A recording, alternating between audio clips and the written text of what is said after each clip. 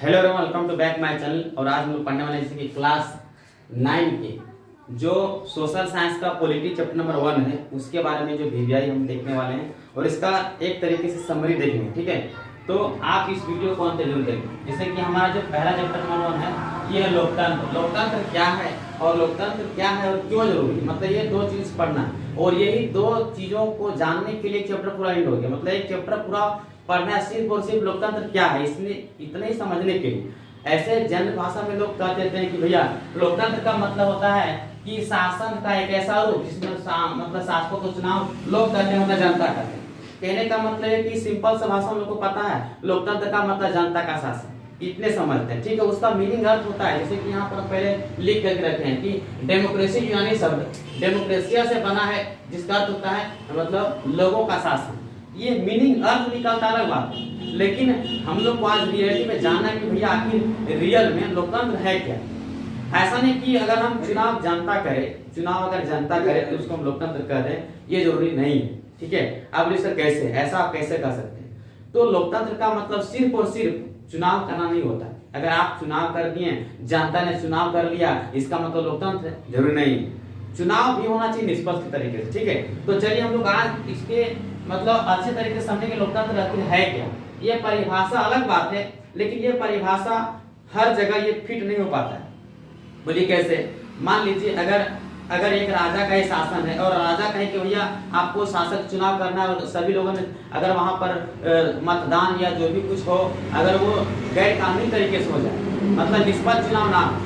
ठीक है, जैसे कि हम बात करें चीन के बारे में, आपको पता होगा कि चीन में अभी तक एक ही पार्टी होती है, उसका नाम है कम्युनिस्ट पार्टी। तो वहां पर जब एक ही पार्टी निष्पक्ष चुनाव कैसे होगा बताइए? उसके पास विकल्प नहीं, ऑप्शन नहीं, तो उसको वोट देना मजबूरी है। तो ऐसे में उसको लोकतंत्र नहीं कर सकते। अरे दिखावा करे अलग बात है कि वो अपने आप को ये दिखावे कि हम लोकतंत्र हैं, लोकतांत्रिक देश हैं, लेकिन रियलिटी में लोकतंत्र नहीं है। देखिए लोकतंत्र है क्या, देखिए आप लोग आज देखिए कहता है लोकतंत्र की अगर 4 विशेषताएं अगर कोई फॉलो कर दे कोई देश तो रियल में वो लोकतंत्र है। ठीक है, लोकतंत्र है क्या, तो इस परिभाषा से हमारा नहीं फिट होता, मतलब इस परिभाषा से नहीं कह सकते कोई देश लोकतंत्र है। लेकिन अगर लोकतंत्र को अगर आपको जांचना है तो ये 4 तरीके से जांच सकते हैं। अगर ये चार विशेषता को फॉलो कर दे तो समझना कि रियल में लोकतंत्र देश है, लोकतांत्रिक देश है। देखिए तो चलिए अगर आपको अपने देश से भी तुलना करना तो कर सकते, कोई दिक्कत नहीं। जैसे कि इसका पहला विशेषता क्या है, कहता अंतिम निर्णय चुने गए प्रतिनिधि के पास होनी चाहिए। ये बात ऐसा क्यों कहा गया? अगर इसको एक कहानी के द्वारा से समझना चाहेंगे तो आपको पता होगा कि हम पाकिस्तान की बात करें। जैसे कहानी नंबर 1 में देखिएगा, आप एनसीईआरटी बुक में जैसे पढ़िएगा तो वैसा को क्या मिलेगा कि जो विशेषता बताया गया, इस सबसे पहली विशेषता ये बताया गया। आप अगर बहुत बेसिक से मतलब शुरू से पढ़िएगा तो सबसे पहले सवाल पूछता है जैसे कि एक मैडम है और कोई बच्चा, उसमें वार्तालाप होता है, उसमें पूछा जाता है कि आखिर ये लोकतंत्र है क्या, इसकी परिभाषा क्यों जरूरी है, इसका अर्थ क्यों जरूरी है, क्या अर्थ काफी नहीं है, इसका मीनिंग काफी नहीं हुआ क्या जो हमें परिभाषा पढ़ना जरूरी है? तो एक तो परिभाषा पढ़ना जरूरी क्यों हुआ है ना, तो इसके बारे में हम लोग आज अच्छे तरीके से जानेंगे। तो सबसे पहला हमारा विशेषता क्या, अंतिम निर्णय चुने हुए प्रतिनिधि के पास होना चाहिए। आखिर ये जरूरी क्यों पड़ा? अब जरा आप ही जरा सोचिए, अगर अंतिम निर्णय जिसे हम चुने हैं अगर उसके पास अंतिम निर्णय लेने का फैसला ना हो तो फिर दिक्कत हो जाएगी। मान लीजिए हमने सरकार को चुना है, चाहे आपका जो भी सरकार है, नरेंद्र मोदी की सरकार है, हेमंत की सरकार है, अगर उसके पास अंतिम निर्णय लेने का अधिकार ना हो और अधिकार सेना के पास चला जाए तो सेना तख्ता पलट कर सकती है। तख्ता पलट क्या होता है सर? तख्ता पलट का मतलब होता है कि अगर तख्ता पलट यहाँ पर हाँ लिखे ना, तख्ता पलट का मतलब होता है कि जब सरकार को गैर कानूनी तरीके से उखाड़ फेंकते हैं, जैसे कि लोकतंत्र का रूल है भैया 5 साल तक अगर चुनाव जीता तो 5 साल तक रहेगा और जब तक उसको जनता नहीं हटेगा तो नहीं हटेगा। लेकिन यहाँ पर होता है थोड़ा सा उल्टा पुल्टा, मतलब सैनिक अपने मन से उसको उखाड़ के फेंक देता है, तो यह सैनिक तख्ता पलट। तख्ता पलट का मतलब क्या हुआ? तो तख्ता पलट का मतलब होता है कि आप मतलब उस सरकार को गैर कानूनी तरीके से आप उसको उखाड़ के फेंक दे रहे, हटा दे रहे बिना मतलब, चलिए निकलिए आप नहीं रहिए, उसको हटा देना। ठीक है, जिसमें से जनता का हाथ नहीं है, मतलब जनता उसको नहीं हटाना चाह रही या जनता नहीं हटा रही, मतलब यहाँ पे कोई दूसरा डायरेक्ट उसको उखाड़ के फेंक दे तो क्या तख्ता पलट। लेकिन यहाँ तख्ता पलट किसने किया? सैनिक ने, इसलिए इसका नाम क्या रखा गया? सैनिक तख्ता पलट। क्या रखा गया? सैनिक तख्ता पलट। आपको पता होगा वर्तमान अभी की बात करें, अभी पाकिस्तान में क्या अभी तख्ता पलट हो रहा है, पता है ना? अभी कौन है इसके पहले जो भी है, क्या नाम है उसका पाकिस्तान के? अरे इमरान ना, तो उसको अभी देखिए हटा दिया जा रहा है सैनिकों का बल। जरा सोचिए, क्या हम पाकिस्तान को लोकतंत्र कर सकते हैं? बिल्कुल नहीं कर सकते। क्यों कर सकते हैं भैया? जब जनता वहां पे हटाने का अधिकार है, जनता चुनने का अधिकार है, तो फिर आप सैनिकों के द्वारा तख्ता पलट किया जा रहा है, तो हम पाकिस्तान को नहीं कर सकते लोकतंत्र है। ठीक है, अब ये पहला स्टेज आपको पता चल गया। तो यहाँ पे इसका वीवीआई क्वेश्चन में क्या बनता है सर? तो 1999 में पाकिस्तान में संवैधानिक तख्ता पलट हुआ था, जो कि परवेज मुशर्रफ के द्वारा ये रहा। ठीक है, परवेज मुशर्रफ के द्वारा 1999 में पाकिस्तान में सैनिकों का तख्ता पलट किया गया था। सैनिकों के तख्ता पलट मतलब सैनिकों के द्वारा सरकार को डायरेक्ट उखाड़ फेंक दिया गया था 1999 में। और उसके बाद क्या होता है, जब उसको उखाड़ के फेंका गया तो ऐसा अपने मन से संविधान में कुछ बदलाव किया, हेर फेर किया और उसमें अपना पावर को बढ़ा दिया। जैसे मान लीजिए सरकार के पास पावर है 5 साल का, लेकिन ये अपन मने से जीतने के बाद ये क्या कर रहा पता है, अपने मन से संविधान में बदल दिया कि जो जीतेगा वो रहेगा 6 साल। तो बता, ये इसको हम लोकतंत्र कर सकते हैं क्या? नहीं कर सकते। तो यही आपका पहला कहानी की तरह आपको समझ में आ गया बा कि इसीलिए अंतिम निर्णय लेने का अधिकार किसको होना चाहिए? जो जीता हुआ प्रतिनिधि उसके पास। अब जीता था इमरान मान लीजिए, और इमरान के पास ये फैसला लेने का अधिकार नहीं कुछ भी करने का, अब वहां सैनिकों के पास आ गया, तब तो लोकतंत्र नहीं रहेगा। क्या रहेगा? क्या नहीं रहेगा। तो पहला पॉइंट आपको समझ आ गया कि आखिर लोकतंत्र में क्या होता है कि अंतिम निर्णय लेने का जो अधिकार होता है वो चुने गए प्रतिनिधि के पास होना चाहिए। मतलब अगर हम हेमंत सरकार को चुने तो हेमंत सरकार ही अंतिम निर्णय, अंतिम फैसला दे सकती है। ठीक है, समझ गए ना? चलिए, अब इसका नेक्स्ट पॉइंट आता है कि स्वतंत्र और निष्पक्ष चुनाव। अब देखिए, आपको याद होगा, अगर हम चीन की बात करें, चीन की बात आपको पता होगा, अगर आप एनसीईआरटी बुक में देखिएगा तो आपको मिलेगा इसका जो सेकंड जो चुनाव सेकंड की बात करता है, दूसरा की लोकतंत्र की विशेषता सेकंड नंबर की हम बात करें, पहला कहानी हो गया। दूसरा कहानी ये बताया है, आपको पता होगा चीन की संसद को क्वांगो रेबमिन दवाइयों है ना, दावी मतलब राष्ट्रीय जन संसद कहते हैं। आपको पता होगा चीन की संसद के लिए प्रति 5 वर्ष बाद नियमित रूप से चुनाव होते हैं और इस संसद को देश का राष्ट्रपति नियुक्त करने का अधिकार होता है, जिसमें से पूरे चीन से करीब 3 सदस्य आते हैं। और चीन में मात्र पार्टी, इसका नाम है कम्युनिस्ट पार्टी। कौन पार्टी? Communist party. अब जरा सोचो, अगर जनता के पास ये विकल्प ना हो, ऑप्शन ही ना हो, है ना, कोई अदर पार्टी ना हो, कोई विपक्षी ना हो, अरे भैया बिना विपक्षी का कैसे काम चलेगा? अगर विपक्षी नहीं रहेगा ना तो आप सोच लेना कि आपका देश तो लोकतंत्र कभी हो ही नहीं सकता। ठीक है, विपक्षी है तब देश का विकास होता है और विपक्षी है तभी लोकतंत्र रचता है और बचता है। इसीलिए आपको ये जानना जरूरी है कि विपक्ष का होना बहुत जरूरी है, क्योंकि वो रोक टोक करता है आपको निरंकुश होने से, मनमानी करने से सरकार। तो यहाँ पर जब एक पार्टी है जिसको रोकने टोकने वाला कोई है नहीं, अब जरा बताओ यहाँ का नियम, अगर कोई चुनाव में लड़ेगा तो ये पार्टी से जाकर पूछेगा कि हम चुनाव लड़े? ये जरा बताओ, मतलब उसको कहाँ अधिकार मिला चुनाव लड़ने का? अधिकार ही नहीं। अधिकार है क्या? नहीं। अब ऐसे भी बेचारा इसके पास पूछने जाएगा तो अपने आदमी खड़ा होने देगा, दूसरा आदमी खड़ा करेगा क्या? नहीं खड़ा करेगा।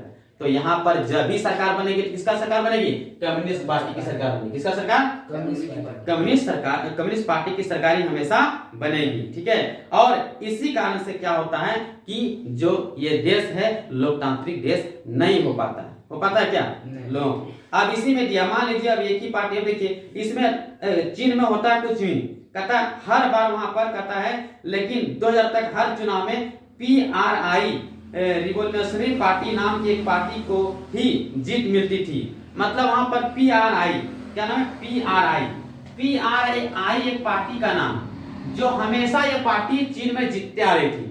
अब अगर कोई नेता बार बार जीत रहा है तो समझ जाना, अगर कोई बहुत लोकप्रिय नेता है तो समझ जाना कि वो अंत में आपको मनमानी करेगा और अंत में आपको क्या करेगा? वो बहुत ही दिक्कत करने वाला है ना, आपको प्रॉब्लम हो सकती है। मतलब आपके संविधान का उल्लंघन कर सकती है, आपके अधिकारों को भी कुछ कम कर सकती है और अपना पावर बढ़ा सकती है। तो आपको बहुत दिक्कत होगा। मान लीजिए हम सरकार बन गए और हमको आप प्यार से 4 बार 5 बार लगातार जिता दिए।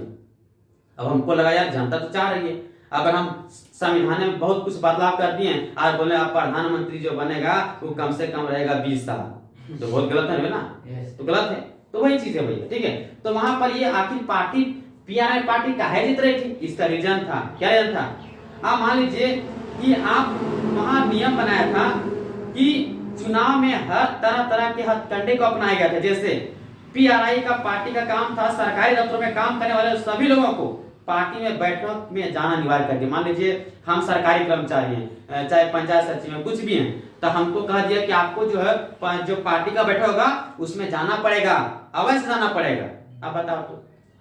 और दूसरा बात, शिक्षकों को स्कूलों में कहता, सरकारी स्कूलों में अध्यापक को अपने छात्र छात्राओं को माँ बाप से पीआरआई के लिए वोट देने का कहता था। बताइए, अगर शिक्षक कहे बच्चों को भैया आपको इस पार्टी का वोट देना है, तो बच्चा अपने माँ बाप को यही सिखाएगा, क्योंकि उसे शिक्षक पर भरोसा बहुत ज्यादा होता है। अब ऐसे में क्या होगा, अब शिक्षक पर प्रेशर दिया गया कि भैया आपको बोलना है तो बोलना है कि यही सरकार को दीजिए वोट, और बच्चा सिखाना है, पढ़ाना है, वही चीज क्या है, सरकार को वोट देना। तो क्या हमेशा ये पार्टी जीतेगी? नहीं जीतेगी। और ये तरीका गलत है कि सही है? गलत, बिल्कुल गलत है ना। अब मीडिया को खरीद लिया गया। जरा स्क्रीन में देखिए, मीडिया बिक गया। अगर मीडिया अगर कहीं सोच रहा है कि पीआरआई पार्टी कुछ विरोध में कोई दो बात रख दे कि ये गलत कर रहा है कुछ इसके सच्चाई के बारे में, तो तुरंत मीडिया पर हावी हो जाएगा और पीआरआई पार्टी उसको जो सरकार रहेगी वो इसको तुरंत दबोच देगी, उसको तुरंत परेशान करेगी, उसका सब बंद कर देगा, सब बंद करो मीडिया, सब कुछ नहीं चलेगा, मार पीट कर देगा, कुछ भी कर देगा। तो ऐसे में बताओ क्या मीडिया अपना स्वतंत्र बात रख पाएगी? बिल्कुल नहीं रख पाएगी। इन वजह से चीन में जो है सो क्या नहीं हो पाया, चीन में मतलब आपका लोकतंत्र नहीं बन पाया। पहले चीन चिल्ला चिल्ला के कहे मैं लोकतंत्र हूँ, लेकिन मैं नहीं लोकतंत्र मानता हूँ, क्योंकि लोकतंत्र का 4 ही तो मुद्दा है भैया, ये 4 पॉइंट होना चाहिए। अरे 4 में से भैया उसके पास तो ये है ही नहीं। स्वतंत्र और निष्पक्ष चुनाव का मामला तो उसके पास ये नहीं है, क्या नहीं? कहा अगर स्वतंत्र रहता तो एक ही पार्टी पर क्या जीतेगा, है ना? एक ही पार्टी पर जितने को चांस नहीं बनता। अब टीचर को बोल रहे हैं कि उसको ये सिखाइए, उसके बच्चों को बोलिए, उस माँ बाप को बोलेगा ये पार्टी वोट देगा, बिल्कुल गलत। आप मीडिया को खरीद रहे हैं कि मीडिया को भैया आप जो है सो हमारे बारे में अच्छा छापिए, खराब नहीं छापिए, हम अगर गलत कर रहे हैं तभी छापिए, तो ये बिल्कुल गलत है। इन वजहों से अब जरा तुम लोग सोचो, अगर ऐसा भारत में रहेगा तो क्या भारत लोकतंत्र देश बन पाएगा? बिल्कुल नहीं बन पाएगा। ठीक है, इसीलिए आपको अपने अधिकार को, अपने हक को जानना पड़ेगा, आपका लोकतंत्र क्या है ये जानना पड़ेगा, वरना ये नेताओं आपको आपके देश को बेच के खा जाएगा, आपके संविधान को बदल देगा और आपको बहुत ही दिक्कत होगा। जरा सोचो, आपके संविधान धीरे धीरे बदलाव करते जाएगा, है ना? आप क्या कीजिएगा, आप जाइएगा रोड पर उतरिएगा, 4 लाठी मारेगा, भाग जाइएगा, उसके पास सेना है, उसके पास शक्ति है, आप कुछ नहीं कर पाएंगे। इसीलिए हमें अपने लोकतंत्र के परिभाषा को अच्छे तरीके से समझना जरूरी है, तभी अपने देश को सुरक्षा बचा सकते हैं और जो हमारा अधिकार है उसको भी सेफ रख सकते हैं। ठीक है, तो इसीलिए आप अपने अधिकार को, आप अपने जो संविधान का विशेषता है इसको जरूर अच्छे तरीके से पढ़ें, ये बहुत जरूरी है आपके। ठीक है, क्योंकि बच्चे कल के भविष्य होते हैं, अगर यहाँ नहीं सीखेंगे तो कब सीखेंगे बताइए? तो स्वतंत्र और निष्पक्ष चुनाव होना जरूरी है। अगर स्वतंत्र निष्पक्ष चुनाव नहीं होगा तो एक ही नेता बार बार जीतेगा, वो मीडिया को खरीद लेगा, बहुत तरह का परेशानी करेगा, मतलब जो मंत्री है वो निरंकुश बन जाएगा, एकदम मनमानी करेगा, कोई मतलब नहीं, जो मन सो करेगा, तो फिर दिक्कत हो जाएगा। तो कहाँ आ लोकतंत्र? इसीलिए अगर कोई देश में स्वतंत्र और निष्पक्ष चुनाव नहीं हो रहा है, दैट मींस लोकतंत्र नहीं है। लोकतंत्र है क्या? बिल्कुल नहीं होगा। तो ये 2 चीज फॉलो हो गया, समझा गया ना? मैंने आपको चीन के माध्यम से बताया कि भैया आखिर लोकतंत्र में निष्पक्ष चुनाव होना चाहिए, और लोकतंत्र का निष्पक्ष चुनाव चीन में नहीं हो रहा था। अब इस तरह से आप जान सकते हैं कि लोकतंत्र का ये विशेषता है, तो 2 विशेषता का कंप्लीट हो गया। ठीक है, अब आपके पास तीसरी विशेषता क्या है? तो तीसरी विशेषता है कि एक व्यक्ति एक वोट। आपको पता होगा कि सऊदी अरब की हम बात करें, सऊदी अरब, कौन अरब? सऊदी अरब। तो सऊदी अरब में 2015 तक महिलाओं को वोट देने का अधिकार नहीं था। जरा बताओ, अब संविधान में कहता है या लोकतंत्र कहता है कि एक व्यक्ति को एक वोट देने का अधिकार होता है, चाहे व्यक्ति गरीब हो, चाहे व्यक्ति अमीर हो, चाहे व्यक्ति भिखमंगा हो, चाहे व्यक्ति कुछ भी हो, कुछ भी हो, लेकिन उसका एक वोट देने का अधिकार होता है।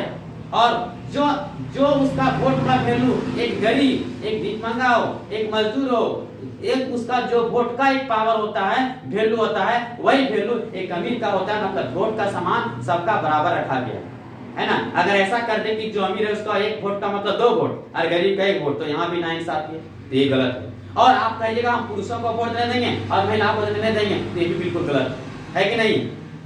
बताइए, है कि नहीं है? बिल्कुल गलत है। तो जरा सोचिए, तो इस प्रकार से सऊदी अरब की घटना अगर हम देख रहे हैं कि 2015 तक महिलाओं को वोट देने का अधिकार दिया था, इसका मतलब लोकतंत्र में ये गलत है। लोकतंत्र की विशेषता कहता है कि भैया एक व्यक्ति एक वोट, एक व्यक्ति एक वोट, सार्वभौमिक वयस्क अधिकार जो होता है ये आपको मिलता है।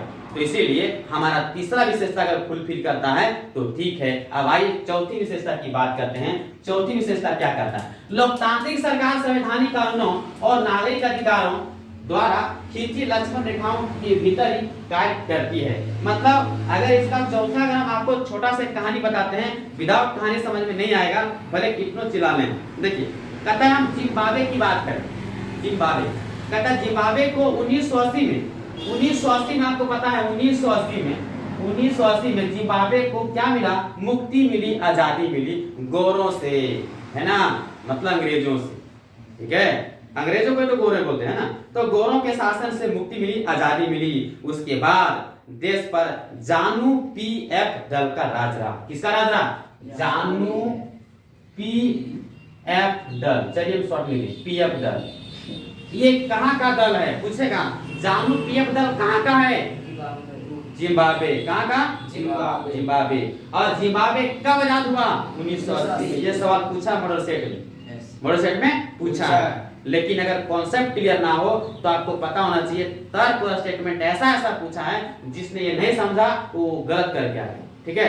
यार ईस्वी डेट तो कोई भी याद करके बता सकता है, इतना जन्म इतना हुआ था, फलना जन्म हुआ था, लेकिन जो कॉन्सेप्ट है अगर वो नहीं समझ में आया लोकतंत्र का, तो कभी भी जो तर्क वाला है, सही गलत वाला है, वो क्वेश्चन नहीं बना पाइएगा, आप गारंटी है। और आपको लगेगा कि पॉलिटी बहुत टफ है, बट वैसा नहीं है। अगर आप पढ़ाई को इजी करके पढ़िएगा तो पढ़ाई कभी टफ हो ही नहीं सकता, ठीक है।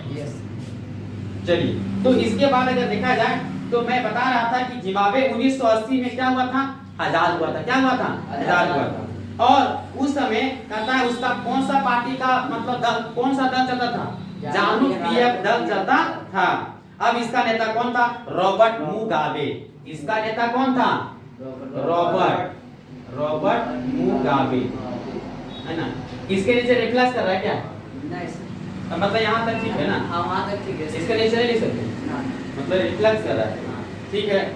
अब देखिए हमारा, देखिए अगर आप ऑनलाइन में देख रहे हैं तो आपको पता होना चाहिए कि हमारे पास कोई सुविधा नहीं है, ना माइक की सुविधा है, ना हम कह सकते हैं कि हमारे पास ये जो सेटअप होता है उसकी सुविधा नहीं है, ठीक है। तो इस प्रकार से हम आपको किसी तरह से किसी न किसी रूप से आपको शिक्षा प्रदान कर रहे हैं। तो अगर आपको वीडियो अच्छा लगे तो आप लाइक जरूर करें और अधिक से अधिक शेयर करें।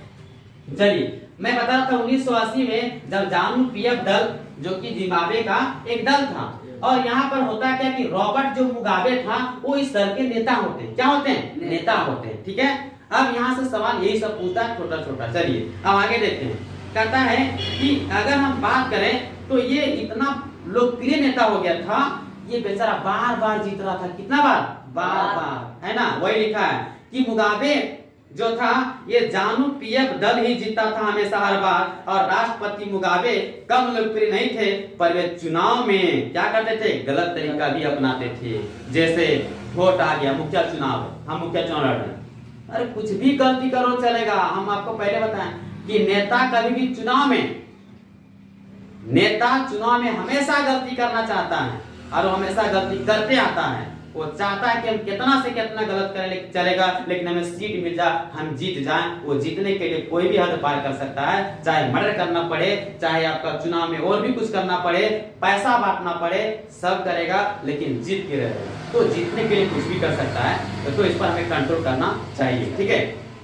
तो ये देखिए अगर लोकप्रिय नेता बन गया, अब इसका फायदा उठा रहा है ना। अब ये क्या करा था? जब चुनाव की बात करते हैं तो एक गलत रणनीति को अपनाता था। जीतने का तरीका गलत है इसका। जैसे आपको बता दें, सबसे पहले इसके पास जो था विपक्षी दल के कार्यकर्ताओं को परेशान किया जाता है। मतलब कोई विपक्षी है और अगर इसका विरोध कर रहा है तो उसको परेशान करेगा, है ना। उसको लगता है कि भैया हमारे पास कोई विपक्षी रहबे ना करे और हम हमेशा के लिए अमर रहे। अरे ऐसा कैसे होगा? तो लोकतंत्र कहाँ से बचेगा यार, है ना। दिमाग लगा। अगर आप नेता ऐसे सोचिएगा कि हमारा कोई विपक्षी ना रहे, हम अकेले हर बार जीते हैं, तो ये भैया लोकतंत्र नहीं है। तब तो फिर ये तानाशाह और राजतंत्र का शासन आ जाएगा, ठीक है। इसीलिए ऐसा सोच कभी नहीं रखिए, है ना। अगर नेता है तो ईमानदारी पूर्वक कार्य कीजिए और जीतिए, और एक विपक्षी का जो होता है वो अच्छे तरीके से निभाइए, ताकि लोकतंत्र अच्छे से फले फूले। कहता है एक ऐसा कानून भी था जो राष्ट्रपति की आलोचना के अधिकार को सीमित करता था। इसने एक ऐसा नियम कानून बनाया था ना, हर बार जीत रहा था। अब नियम बनाया कि हमारे बारे में जो गलत बोलेगा, हमारे बारे में जो आलोचना करेगा ना, उसको सीधा क्या कर देंगे? एकदम समझ जाना, उसको एकदम हटा देंगे, उसको मार देंगे, पीट देंगे, कुछ भी कर सकते हैं, हाईजैक कर लेंगे। अब ये टेलीविजन मीडिया वाला खरीद दिया तो बोला था हमारे बारे में कुछ छापा तो समझ जाना, तो मीडिया वगैरह सब बंद हो जाए, है ना। अब इस प्रकार से बेचारा क्या करेगा मीडिया वाला, बताओ तो। उसको आप अगर नहीं दीजिएगा, इतना परेशान कीजिएगा, तो मीडिया वाला कैसे छापेगा। तो मीडिया को खरीद लिया था ये, ठीक है। तो यहाँ पे आप देख पा रहे हैं कि मीडिया को खरीद लिया, जो इसका आलोचना करेगा, जिसका बुराई करेगा, उसको ये क्या करेगा, परेशान करेगा। तो ऐसे में बताइए, है ना, आप इस प्रकार से आप कैसे कह सकते हैं कि आपका लोकप्रिय जो नेता है, आपका लोकप्रिय जो मंत्री है, वो आपके लिए अच्छा कार्य करेगा। वो धीरे धीरे तानाशाह का रूप ले लेगा, है ना। इसीलिए कभी भी अगर लोकतांत्रिक नेता भी अलोकतांत्रिक बन सकता है, लोकप्रिय नेता जो है ये भी क्या हो सकता है, आपको परेशानी कर सकता है। लोकप्रिय नेता भी अलोकतांत्रिक हो सकता है, मतलब लोकतांत्रिक नहीं रहेगा जब बार बार जीतेगा तब। इसीलिए हमेशा ध्यान रखें, एक ही नेता को बार बार ना जिताएं, ये हमेशा आप लोग ध्यान रखिए, ठीक है। अब इससे आपने ये सीखा कि लोकतांत्रिक सरकार संवैधानिक कानूनों और नागरिक अधिकारों द्वारा खींची लक्ष्मण रेखाओं के भीतर ही काम करती है। मतलब लोकतांत्रिक सरकार है और संविधान का कोई कानून है तो ये क्या करती है, मतलब लक्ष्मण रेखा है। मान लीजिए भैया एक नियम है कि इससे हद नहीं पार कर सकते हैं, मतलब आप रूल को बदल सकते हैं, मतलब थोड़ा सा संशोधन कर सकते हैं, लेकिन संविधान को हटा नहीं सकते, ठीक है। तो ये सब कुछ क्या होते हैं, सीमाएं होते हैं, जिसको रोकने का काम करता है, उसको निरंकुश बनाने से रोकता है संविधान हमारा। इसीलिए जरूरी होता है अगर ये चार चीज फॉलो हो जाए। मान लो हम मंत्री जीत गए और हम बोले कि अब संविधान तो नहीं चलेगा, लोकतांत्रिक नहीं चलेगा, लोकतांत्रिक बंद करो और राजतंत्र को चालू करो, ये बिल्कुल गलत। आप जीत गए मतलब क्या संविधान बदल दीजिएगा, संविधान को हटा दीजिएगा, ये बिल्कुल गलत है। इसीलिए आपको ध्यान देना है, अगर ये भी फॉलो करता है वो देश, तब क्या कहलाएगा, लोकतांत्रिक देश कहलाएगा। क्या कहलाएगा, लोकतांत्रिक देश कहलाएगा। आई होप आपको ये समझ में आएगा कि आखिर लोकतांत्रिक होता क्या है। आपने अभी तक ये सीखा कि लोकतांत्रिक होता क्या है। हाँ, ये अलग बात है, लोकतंत्र के कुछ मतलब देखा गया तो कुछ चीजें हैं खराबी। जैसे खराबी में क्या कर सकते हैं कि इसका जो फैसला है वो देर से हो सकता है, इसमें फैसला गलत भी हो सकता है, लेकिन उसको बदला जा सकता है। अगर फैसला गलत है तो बदल सकते हैं, नेता को बदल सकते हैं, फैसला को बदल सकते हैं, लेकिन आपको पता होगा राजतंत्र में आप राजा को नहीं बदल सकते हैं, उसके फैसला को नहीं बदल सकते हैं। इसीलिए मैं कह सकता हूँ लोकतंत्र इज बेटर देन, है ना। लोकतंत्र बेटर है किससे, राजतंत्र से, तानाशाह से, है कि नहीं। लोकतंत्र जितने भी शासन हैं उनमें से सबसे बेहतर माना गया है लोकतंत्र को। जितने भी शासन सबसे बेटर क्या है, लोकतंत्र है। क्यों है, मैं चार चीजें से आपको डील करके बता दिया है, ठीक है। इसलिए लोकतंत्र का अगर कोई ये देश ये फॉलो करे कि भैया हम खड़ा हुए हैं, जीत गए, अरे जीतने का बहुत है, पेटिए उठा ले जाएगा, चुनाव उधर ले जाएगा, बहुत तरह से धोखाबाजी करके चुनाव जीत जाएगा, इसका मतलब ये नहीं है और दिखावा करेगा तो हम तो खड़ा हुए थे जीत गए, जरूरी नहीं है ना। आप निष्पक्ष चुनाव नहीं जीते ना, आप चोरी किए, वोट का चोरी किए, है ना, प्रचार प्रसार नहीं किए, बिना मतलब का वोट करा दिए, वोट का तो पता नहीं था, अपने अपने वोट मार के जीत गए, तो बहुत तरह का होता है। इसीलिए अब देखिए, अब ये चार चीजें आपके पास रहेगा, ठीक है। ये हम छोटा मोटा लिखे थे, अब्राहम लिंकन ने कहा लोगों के लिए, लोगों की और लोगों के द्वारा चलने वाला शासन। ठीक है, मैं मानता हूँ कि लोग शासन कर, लोग चुनते हैं और वो शासन करता है, लोगों का शासन होता है, इसका अर्थ निकालता लोगों का शासन। लेकिन रियलिटी में लोकतंत्र क्या है, इसके चार विशेषता लोकतंत्र की परिभाषा को क्या करता है, फिट करता है ना। अगर ये चार चीज फॉलो कर रहा है कोई देश, तो समझ आना क्या है कि भैया आपका लोकतांत्रिक देश है, ठीक है। तो आई होप आपको ये समझ में आएगा कि लोकतंत्र होता क्या है ना, लोकतंत्र होता क्या है। अब आपको जितने तरह से सवाल पूछे लोकतंत्र से, आप बना दीजिएगा, एकदम बना दीजिएगा। लोकतंत्र के पक्ष में तर्क, विपक्ष में तर्क, ये शायद अगली वीडियो हम देख सकते हैं, ठीक है। क्योंकि एक ही वीडियो में सारा पॉसिबल होगा तो लंबा हो जाएगा वीडियो, और वीडियो जैसे ही लंबा होता है लोग देखना नहीं पसंद करते हैं, बच्चे चाहते हैं कि भाई इतना लंबा वीडियो कौन देखेगा, है ना। और ऑफलाइन क्लासेस बच्चे को 1 घंटा क्या 4 घंटा पढ़ा सकते हैं, लेकिन ऑनलाइन क्लासेस में क्या होता है कि आप वीडियो देखते हैं तो देखते देखते बोर भी हो सकते हैं, तो आप नहीं पढ़ पाएंगे। इसीलिए इसका हो सकता है कि आप जब पार्ट 2 डालेंगे तो वहां से आप इजी वे में पढ़ लीजिएगा, और जब पार्ट 1 पार्ट 2 देख लीजिएगा तो गारंटी है ऑब्जेक्टिव सवाल एक भी छूट जाएगा तो मैं बता देना, ऑब्जेक्टिव सवाल एक भी नहीं छूटने वाला है। और ऑब्जेक्टिव जो हम कराएंगे वो आपको हम इसी चैनल में कराएंगे, ठीक है। तो मिलते हैं नेक्स्ट वीडियो, तब तक के लिए धन्यवाद।